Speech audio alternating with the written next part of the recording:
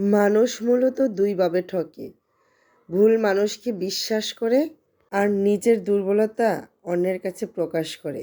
সবথেকে অন্যায় করা মানুষের দিকে তাকিয়ে দেখবেন, তাদের চেহারার মধ্যে অপরাধের ছিটেফোঁটার ভাবও নেই।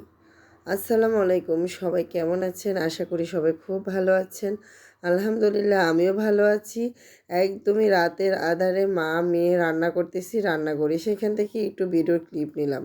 রান্না নিয়ে টেনশন করাটা হচ্ছে আমার প্রতিদিনের সঙ্গী একটা। কারণ এই যে আজ এটা রান্না করছি তো কাল ওইটা রান্না করব, বাচ্চারা খাবে তো। আর শুক্রবার মানে তাদের পছন্দের কিছু রান্না করতেই হবে। তো আসলে এই টেনশনগুলি মনে হয় আমার মতো গৃহিণী বা আমার মতো যারা মা আছেন তাদের মধ্যে সবসময় কাজ করে।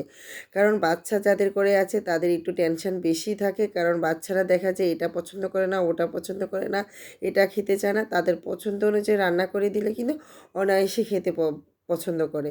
তো যাই হোক, কথা বলতে বলতে এখানে আমি অল্প করে একটু চিকেন বিরিয়ানি রান্না করে নিলাম। কারণ বাচ্চারা না বিরিয়ানিটা বা চিকেনটা একটু বেশি পছন্দ করে, আর এটা ঝটপট করে রান্না করা যায়, তার জন্য খুব ইজিভাবে রান্না করতে পারি।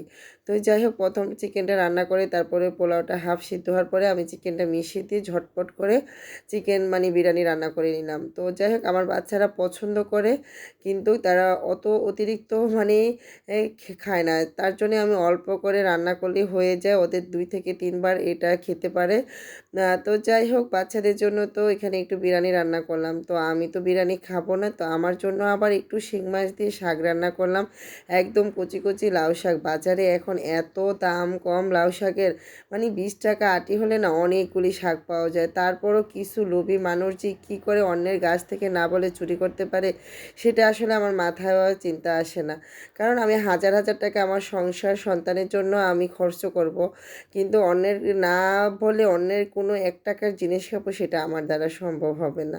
তো যাই হোক, এদিকে বিরিয়ানি রান্নার পরে কিন্তু বিরিয়ানির পাতিল খালি হয়ে গেছে। হঠাৎ করে একজন গেস্ট চলে আসলো, তার জন্য একদমই বিরিয়ানির পাতিল খালি হয়ে গেছে। আর এদিকে কিন্তু আমি শাক রান্না করতেছি। শাকটা শিং মাছ দিয়ে রান্না করেছিলাম, এত মজা হয়েছিল। গত ভিডিওতে আমি দেখেছিলাম, মানে লাউ শাক রান্না করেছিলাম, এত কচি ছিল একদম নুয়ে গেছে। আর এদিকে মানে আজকের শাকগুলি এত কচি, কিন্তু আমার গাছে এত লাউ শাক আছে, কিন্তু গাছ থেকে না পাতা তুলতে আমার মায়া লাগে। একটা গাছের শাক তুলে খাই নাই, কিন্তু আমার গাছের শাকগুলি সব চুরি করে খেয়ে ফেলেছে। এটাই সবচেয়ে বেশি কষ্টদায়ক। যাই হোক, সন্ধ্যার পরে একটু স্যুপ রান্না করেছিলাম। আমার ঘরে যা সবজি আছে তা দিয়ে আমি ঝটপট করে একটি স্যুপ রান্না করেছিলাম। এই স্যুপটা এত মজা হয়েছিল, সবাই মিলে অনেক পছন্দ করে খেয়েছিল। আর চিকেন মানে তো বাচ্চাদের পছন্দ, স্যুপে চিকেন দিলে দেখা যায় বাচ্চারা অনেক পছন্দ করেই খায়। তো যাই হোক, সবাই ভালো থাকবেন, সুস্থ থাকবেন। আমার ভিডিওগুলি যদি ভালো লাগে অন্যকে দেখার অবশ্যই সুযোগ করে দিবেন। আর যে আপু ভাইয়েরা আমার প্রতিদিন লাইক কমেন্ট শেয়ার দিয়ে আমার পাশে থাকেন, তাদেরকে অসংখ্য অসংখ্য ধন্যবাদ। কারণ আপনাদের একটা শেয়ারে আমার অনেকটাই মানে আমার ভিডিও এগিয়ে যায়, আর একটা লাইক কমেন্টে তো অনেক বেশি উৎসাহ আমি পাই।